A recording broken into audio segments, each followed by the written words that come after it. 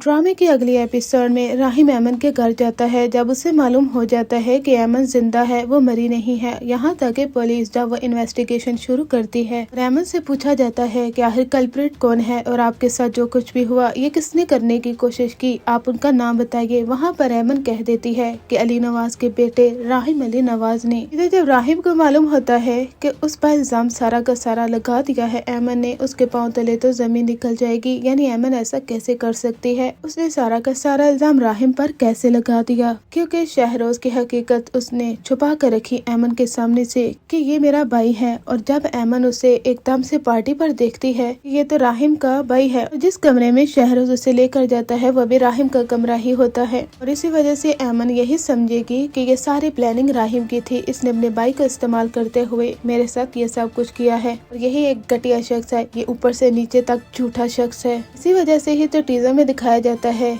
कि ऐमन वो राहिम से कहती है कि तुम्हारी बातें, तुम्हारा वजूद, तुम सब झूठे हो और यही तुम्हारी हकीकत है। राहिम कहता है तुम अच्छे तरीके से जानती हो कि तुम्हारे साथ जो कुछ भी हुआ है किसने किया है ऐमन।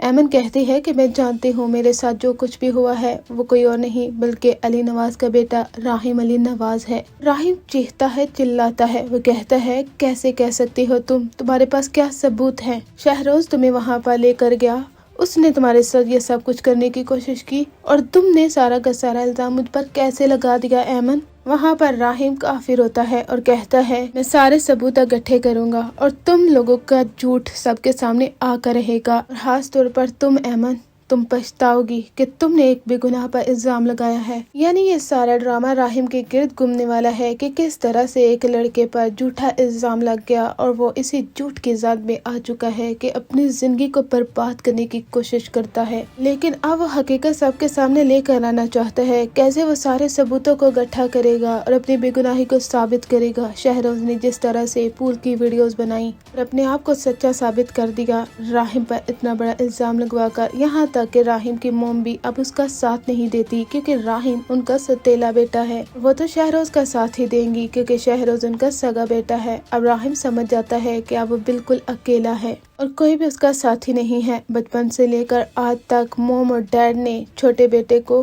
बहुत ज्यादा अहमियत दी, मोहब्बत दी। एक और टर्निंग पॉइंट तो उस वक्त आता है जब महरीन और राहिम की एंगेजमेंट टूट जाती है। यहाँ तक कि पुलिस राहिम को पकड़ कर ले जाती है क्योंकि महरीन के डैड किसी भी सूरत में राहिम को माफ नहीं करने वाले। और इसी वजह से ही महरीन के कहने पर वो राहिम को पकड़ कर ले जाते हैं और दूसरी जानब ऐमन को भी पकड़ लिया जाता है। दोनों को जेल में बंद कर दिया जाएगा। मीडिया वाले भी आ जाते हैं। राहिम की तो काफी बदनामी हो जाती है। होप्स हो कि राहिम के इंसाफ मिले और अच्छे तरीके से हम देखें कि उसे इंसाफ कैसे मिलता है।